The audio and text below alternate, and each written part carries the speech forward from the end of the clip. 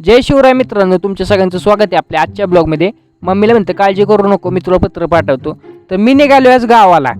साताऱ्याला जायचं म्हटलं की ठाण्यात ते वंदना स्टँडला यायला लागते बघा. पश्चिम महाराष्ट्रातल्या सगळ्या गाड्या इथूनच सुटतात. मग काय आपली पण गाडी लागली. सोन्याला म्हटलं पटकन जाऊन 2 विंडो सीटा पकड आपल्याला. कुडाळ पाचवड मार्गे एक काटेवाडी गाडी होती. कंडक्टरला म्हटले एक फुल एक हाफ द्या. अर्ध्या प्रवासात जाऊन मग ड्रायव्हर शेजारी बसतो. त्यांना म्हटलं दमादमानं जाऊन देत. रातच्या 1ला गाडी फूड मॉलला थांबली. फूड मॉलला पाहतोय तर गर्दीच गर्दी. तुपाम हॉटेलवाल्याचा धंदा जोरात आहे.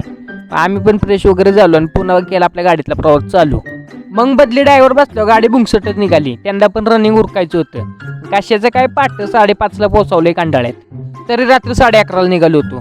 3 तासाच्या प्रवासाला 6.5 तास लागले.